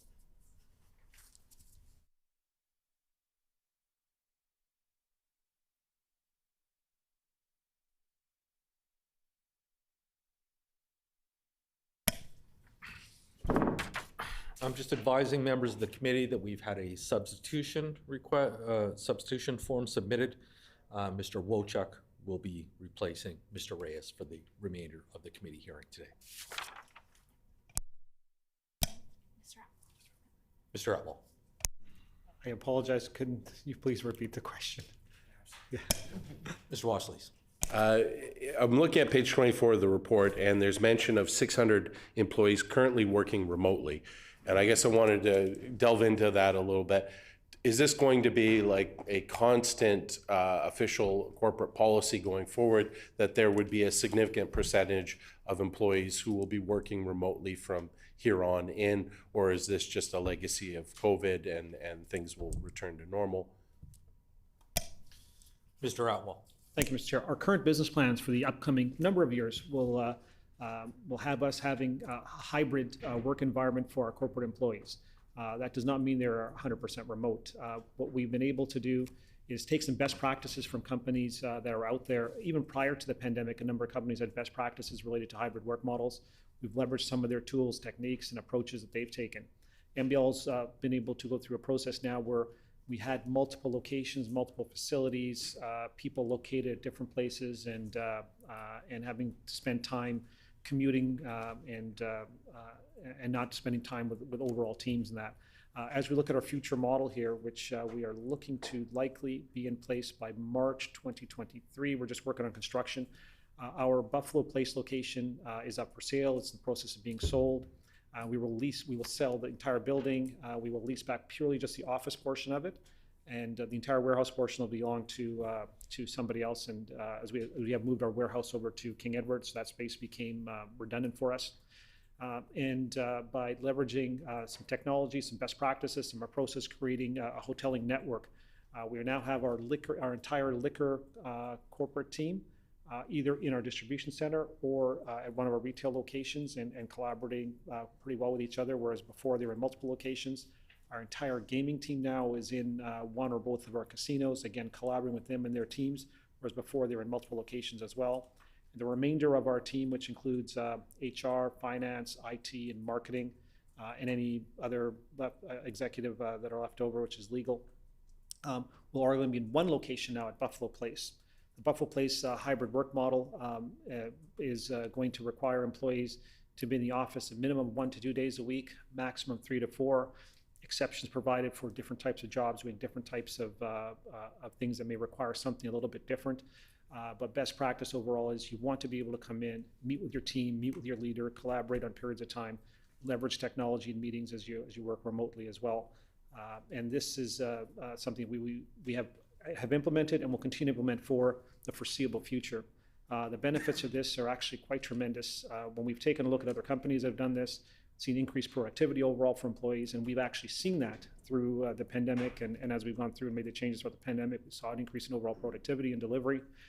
We've been able to sell one of our buildings and likely sell another, generate one-time profitability for the province and cash flow. We're actually going to save on annual operating costs now of having multiple buildings to move into one building, and that's between $1 to $2 million in annual savings there as well. So the answer to the question is yes, we will continue to see this for the foreseeable future. Mr. Wasilliu. So what will be the revenue from the sale of Buffalo Place, and what's to become of that money, or is that just going back into general revenue? Mr. Atwell.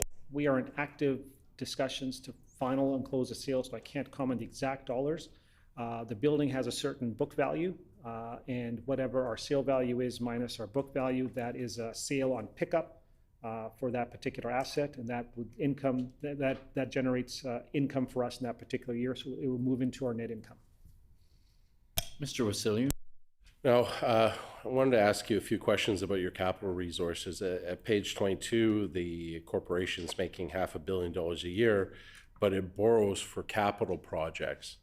And I found that very interesting. How much debt is MBLL carrying, and at what average rate? Mr. Atwell. Maybe to provide clarity so that it's clear up front, the MBLL is required to submit 100% net income to the province, as other provincial organizations are. And then for capital initiatives, we borrow from the province on those particular initiatives at a pretty competitive rate overall. So we don't have the ability per regulation to have retained earnings and use retained earnings for capital projects. So all of our net income must go to the province as part of the accounting processes that are put in place. And for capital initiatives, we borrow from the province at the provincial rate. Mr. Wasilliu. What is MBLL spending on interest per year?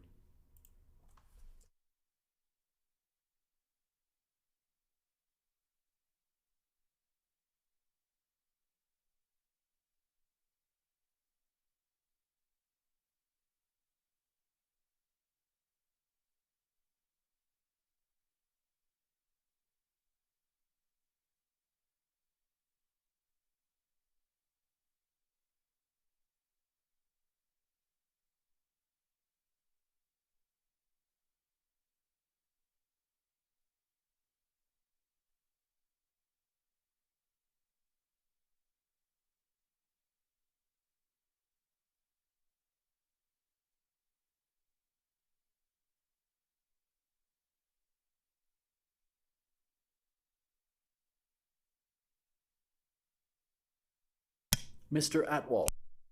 I don't have the exact interest payment amount available, but as the loans that are made through the province, they range with the date of the note, the date that they're due.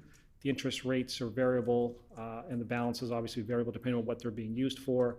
And they range between 1.2% to one of them that's 5%, but the majority are in that 1, 2, or 3% range, but I do not have a total dollar amount spent on interest available here. Mr. Wasilliu.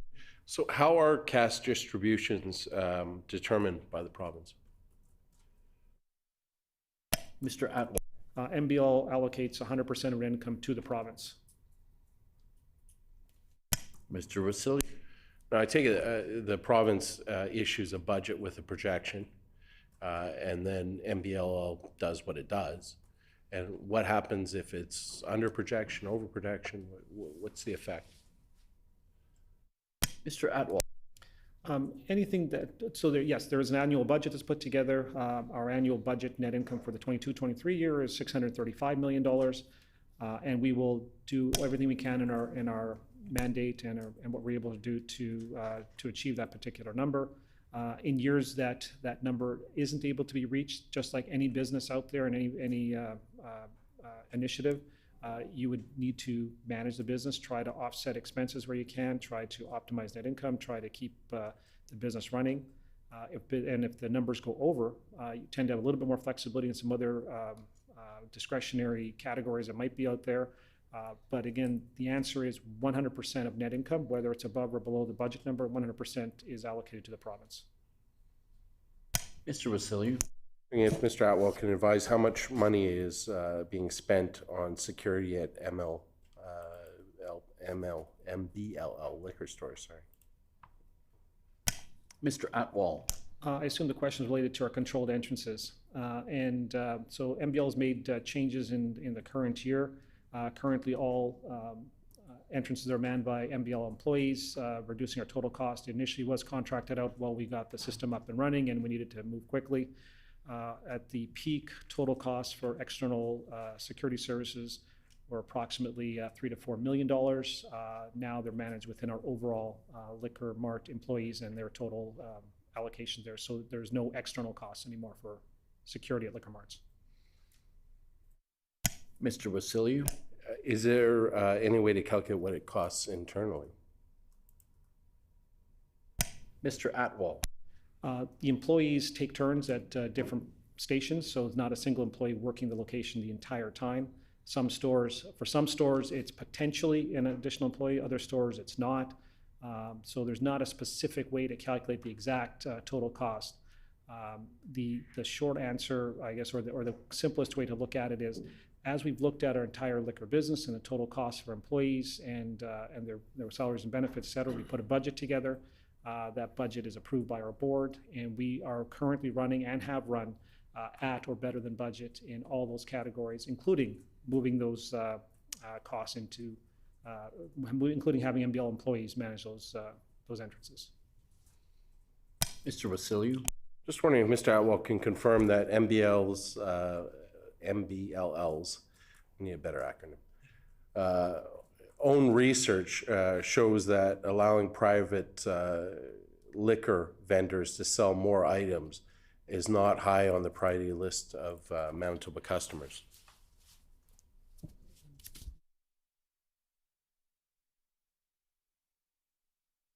If Mr. Atwell can confirm that their own internal research shows that having more products to sell in private liquor vendors is not a priority for Manitoba customers. Mr. Atwell. The feedback from our customers, as I alluded to earlier, is that they would like to see more convenience. They would like to see more selection. And to achieve more convenience and more selection, you need to do a couple of different things. You need to have more avenues for convenience and have those available for consumers. And to increase selection, you need to have a more robust supply chain able to bring in different types of products and provide them for Manitoba consumers as well. Mr. Wasilou. I wonder if Mr. Atwell could comment on excluding the share of profit of Western Canada Lottery Corporation. Can he provide context on why the lottery division lost money for the past 2 years? They had a deficit of $5.592 million in 2022 and $5.3 million in 2021. It's page 12 of the report.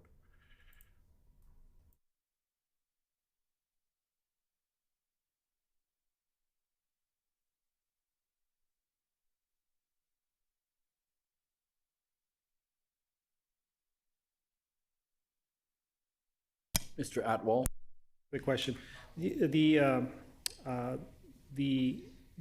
way that the dollars are laid out and the way that they're accounted for, which is the proper accounting technique, is the operating expenses for the lottery group and division follow within our operating business.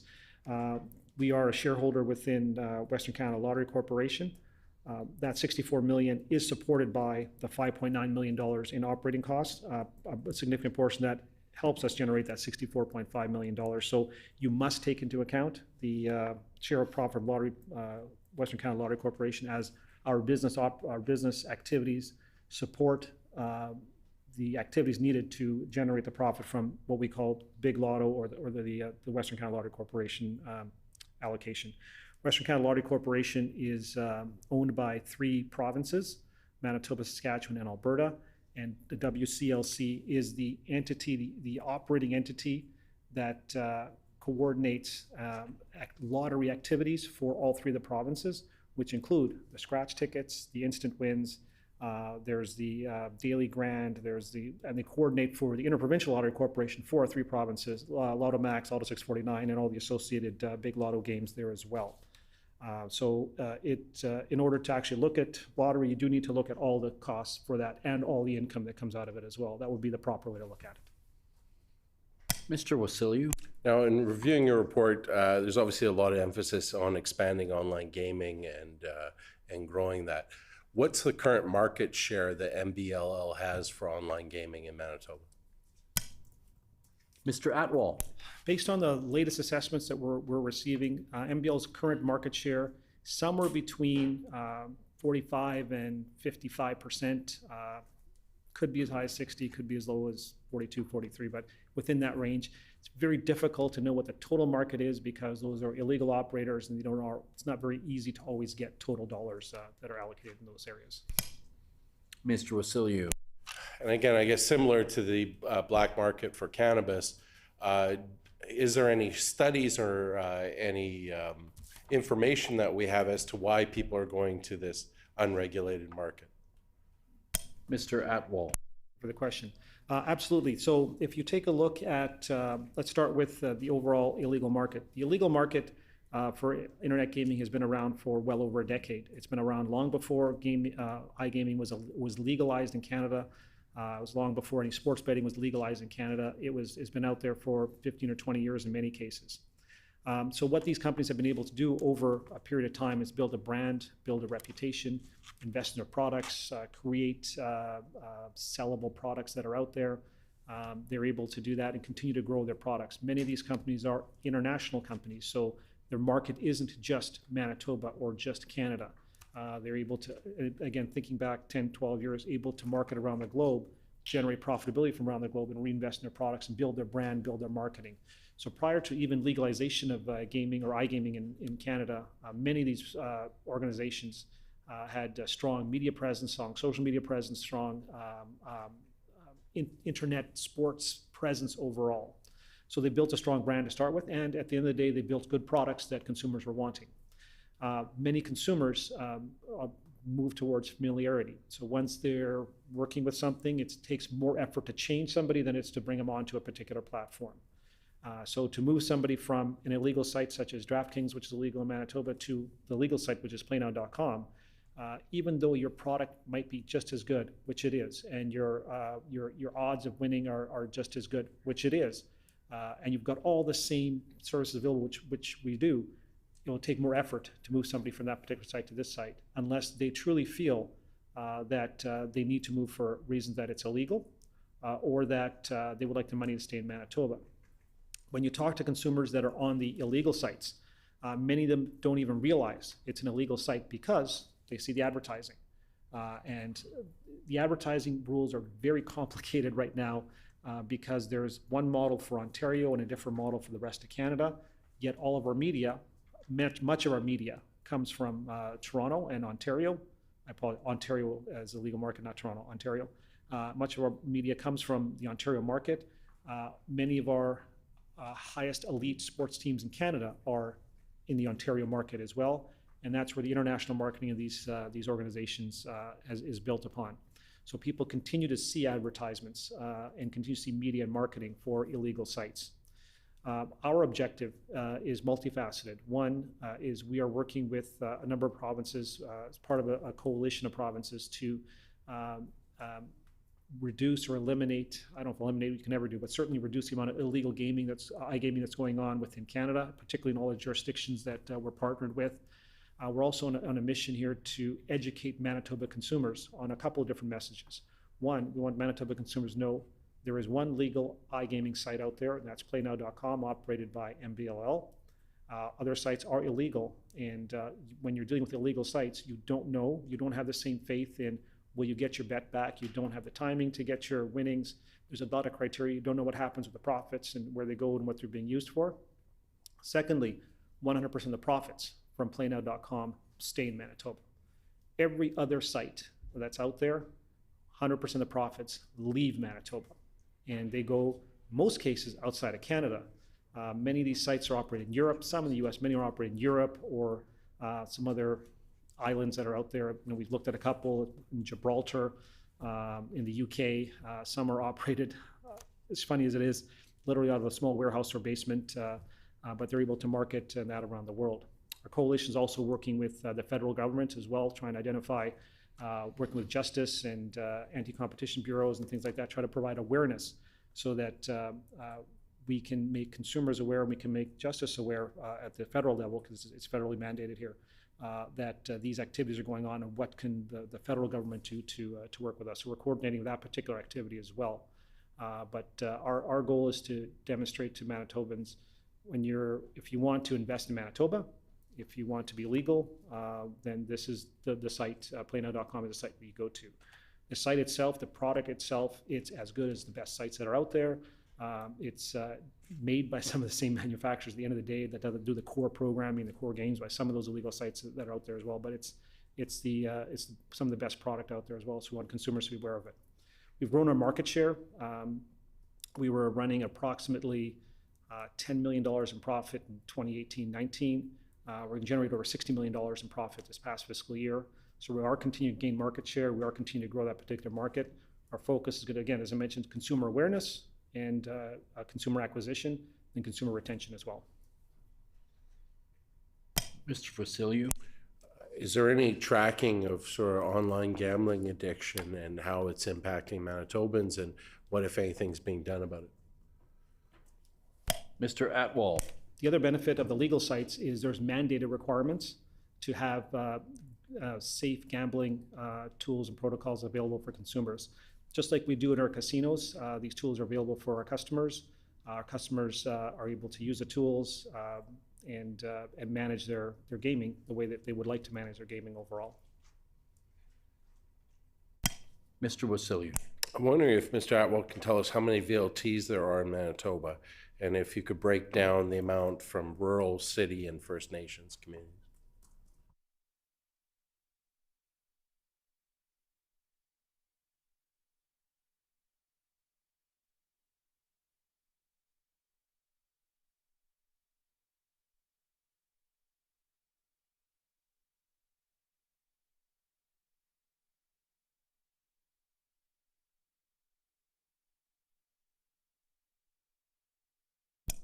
Mr. Atwal? For 21-22 fiscal, there are 6,597 machines, VLTs in Manitoba. Winnipeg has 2,326. Rural has 2,255. Veterans, which are the Legions, have 423. First Nations have 1,593. The actual revenue for First Nations VLTs is $38.2 million.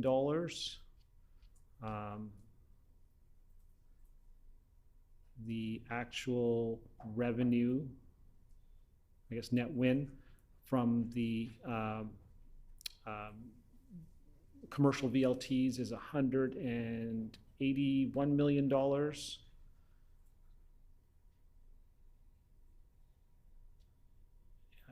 I believe that is, did that answer the question? Mr. Vasiliou? Regarding the VLT commissions and contributions outlined on page 20, it shows there's been a steep decline over the past 5 years. Rural and city site holders have experienced significant declines, but First Nations in particular have experienced the greatest drop, from $62.8 million in 2018 to $34.4 million in 2022. I'm wondering if Mr. Atwal is able to provide an explanation as to why that occurred.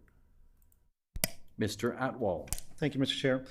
We've got a substantial amount of data that shows that as machines age, and there is an age that is used where the revenues start to decrease per machine. Typically, as it is software and games, typically between 5 and 7 years, you'll start to see a decline in the the playing of those particular machines, which results in a decline in the total net revenue that's generated from those particular machines as well.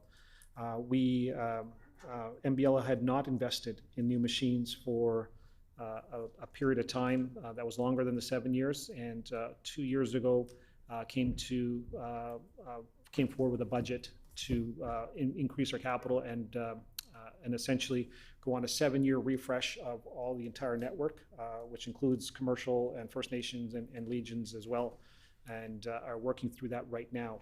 As new machines are put in, we do see a pickup in those particular areas, because older machines tend to be less reliable, don't always operate, their operating systems are no longer supported. So as new machines come in, we've got more playability, and consumers enjoy that as well. So we've seen that particular pickup. Obviously, the pandemic had a significant role to play between the 2020 number and the 2021 number. You can see the impact was about 60%, both for First Nations and for city site holders there as well. And that, again, is primarily driven by the health order, public health orders that were put in, and facilities weren't open for extended periods of time.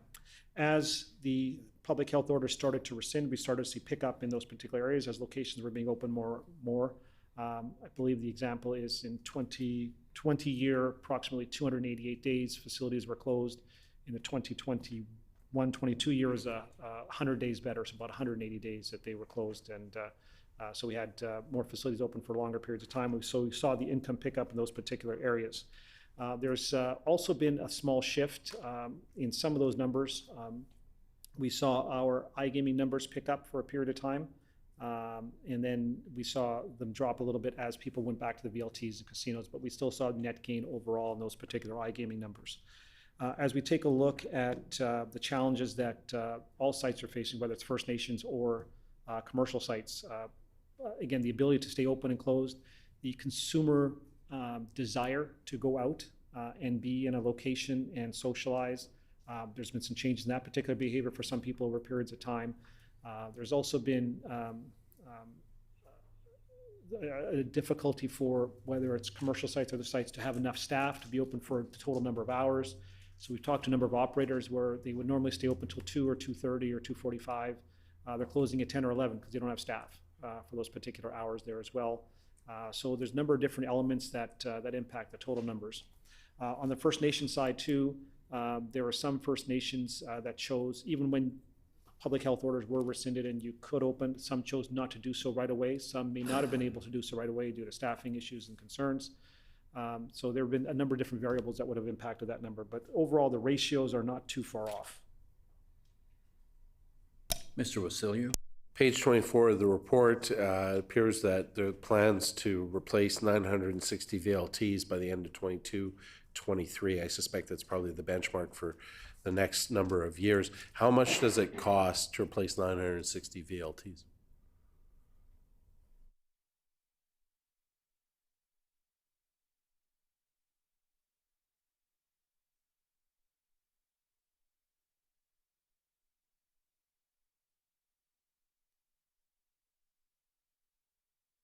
Mr. Atwal. There are some variables that can impact that number, and they will include the exchange rate at that particular point in time and what we're able to negotiate better price than what we initially budgeted. Roughly speaking, approximately $22 to $24 million to replace those machines. Mr. Wasilou. And again, that's all borrowed money. You're not using revenue from profits. Mr. Atwal. BLL does not have retained earnings. Mr. Wasilou. Can the minister update this committee on the status of the gaming review ordered by the government? Honourable Minister. Thank you, Mr. Chair. And as you know, that the initial gaming pause was initiated prior to COVID, and of course, COVID, 2.5 years of the pandemic certainly had an impact on gaming, and certainly had an impact on all aspects of life, particularly VLTs. So at this point, the gaming pause remains in place. I know that Mr. Atwal had referenced some changing consumer preferences with respect to VLTs, and you see an uptick in iGaming, and I know the member opposite had talked about iGaming and asked a few questions about that earlier.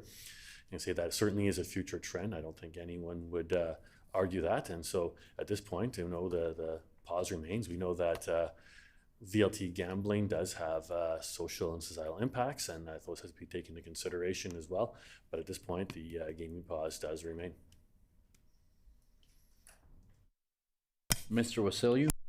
If Mr. Atwell can tell the committee if any actions have been taken by the corporation regarding the gaming review in the past fiscal year. Mr. Atwell? There hasn't been a gaming review, so I can't speak to any actions that have been taking place for a gaming review. Mr. Wasilyu? I guess to clarify my question, is there any sort of preparation or anticipation of that occurring, and information gathering and a process to be ready once it unpauses? Mr. Atwell? Our gaming group always, just the nature of the business itself, dealing with mathematics and numbers and dollars and that, we are always on the ready to initiate any activity related to the game review from what MBLL is able to provide to it. So the machines, the dollars, the financials, the math, we're always ready to be able to do that. That's just a normal part of our business. Mr. Wasilyu? I'm wondering if the minister can tell us when he believes that the gaming review will start again. The Honourable Minister? Thank you, Mr. Chair. And again, as I had stated earlier, the gaming pause does remain in effect and continues to remain in effect. We know that, as I had stated earlier in my previous answer, that we see that there is a changing in consumer behavior and consumer habits. COVID had played a huge role in that, and certainly perhaps changing demographics, or age demographics has played a role in that as well. We see an uptick in iGaming, and we see that that certainly is the future of gaming, or at least play a very, very significant role in the future of gaming on a go-forward basis. At this point, I would say, again, to the member opposite, the gaming pause does remain in effect for now. Mr. Bushy? Thank you, Mr. Chair. Just a question about the VLTs and the allocation that are going out there. And you mentioned that out of the 6597 VLTs that are out there, and it's 1,593 are First Nations, or 24% of the total, I guess is what it is. Is there any plans for expansion and additional numbers to that? Mr. Atwell? At this point, we have no plans to add additional VLTs to Manitoba. We will stay within our current number. Mr. Bushy? So the First Nation communities that have been denied their initial allocations from going back years now have been told that it's due to market saturation, and I'm just wondering what's the definition of the market saturation for First Nations gaming VLTs? Mr. Atwell? I've not heard that from the First Nations, so I can't. Saturation. Mr. Bushy? So then, to be clear, there's going to be no additional VLTs allocated to First Nation communities, no matter where they are in Manitoba? Mr. Atwell? Again, at this point in time, we have no plans to add additional total machines to Manitoba. We have no plans to change ratios of machines in Manitoba today. Mr. Bushy? It was also mentioned earlier about, well, first of all, just now too, no additional, but also the difficulty in some facilities being able to stay open for a variety of different reasons. So if the net number doesn't change, then will those VLTs then be reallocated or potentially reallocated to other facilities? Mr. Atwell? Yes, we have a process that we would go through to determine if there needs to be, should be, or would be any reallocations. And those looked on at a case-by-case basis, and our gaming team would review that individually. Again, the ratios that we've got for Legions, commercial, and First Nations, we want to stay within those ratios, stay within those numbers, but there would be ability to move some machines around if there was a specific reason, and our teams have criteria they would look at for that. Mr. Bushy? So then the First Nation ratio then would stay at the 24%. Mr. Atwal. Again, at this point in time, we have no plans to add numbers or change ratios. Mr. Bushy. I guess I'm just looking for clarification because you said you kind of reassess any potential, and for lack of a better term, VLTs that are now brought up for distribution or redistribution. But you talked about staying within that parameter so that if a restaurant or a facility here in the city of Winnipeg was perhaps to close then, and they had an allocation of, let's use a number of 10 for an example, that then that 10 allocation then is only up for redistribution potentially within that same kind of business here in the city. Mr. Atwal. That is fundamentally correct, yeah. Mr. Bushy. So by then that same kind of narrative, if a First Nation facility or First Nation gaming center either didn't use their allocation that they're having, and again, just kind of throwing numbers out as an example, if there's a First Nation facility that was using then potentially 20 machines, and they scaled it back to be 10, does that mean that 10 can then be reallocated within another First Nation facility? Mr. Atwal. The difference between commercial and First Nations is that commercial machines are owned and operated and paid for by MBLL, whereas the First Nations machines are owned by MBLL but leased by the First Nations themselves. So their particular site are actually paying a lease for those particular machines. Then they can decide how to manage those particular machines. For them to allocate one to another reserve or another site, that wouldn't be up to us. In that particular case, that would be up to them. But I don't want to speculate on that. We just haven't seen that, so I don't want to speculate on that. But there is a difference between First Nations, the way that they're commercially managed versus commercial. Mr. Bushy. So I'm a little unclear then. So then, just to be clear, that if a First Nation does have their allocation, they can then move their site or move their machines within still their First Nation area and First Nation owned land? Mr. Atwal. It's not a simple question to answer that way. We're not the First Nation. We're not managing what sites they have and where they're at. There's a number of criteria that have to come into play. There is a current agreement that would be coming into play. There's terms and conditions of that agreement that would need to be reflected and looked at as well. So it's as much as we'd like to say it's a simple yes or no, it's not that simple. There's other factors you need to be considered as you go through this. So we can't answer that with a yes or no. Just a friendly reminder that we previously had agreed to finish at 3 p.m. My watch says we have about 2 minutes remaining. We do have time for possibly another question within that agreed time frame. Are there any other further questions, Mr. Bushy? Yes. So again, I mean, just for clarification, then MBLL then is in charge of the 6,597 machines. The allocation for the First Nation is 1,593. But within that parameter, then you're saying then that MBLL does not get involved in the potential shuffling of the machines within the First Nation communities. Is that correct? Mr. Atwal. Given that we're the machine owners and given that we have an agreement with each of the First Nations that have those machines, and agreements vary by the different, they can vary a little bit by the different First Nations that have the machines, of course we're involved in the process. The actual question that's being asked is not as simple to answer as yes or no, because there are so many variables that are involved.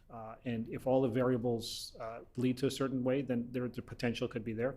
If all the variables don't, or if there's a criteria that are preventing it, then the answer would be no in that case. That's why you can't say yes or no, because there are so many variables to be impacted, and we're not the ones that totally control that process. Mr. Bushy. And just my last question to kind of clarify, I guess my first question is, so then the 1,593 First Nation allocation machines or allocated machines, there is no plans for expansion to that, and that's not due to market saturation? Mr. Atwal. Again, as I mentioned, I've not heard of market saturation specifically. Certainly since I've been here, which is 3 years now, we've not seen that, or we've not reflected on market saturation overall. There's not been a ton of work done since I've been here to show a market saturation. Market saturation also depends on a lot of other variables that are out there. So I can't say yes or no to it. Theoretically, possible. Is it? I can't tell you yes or no.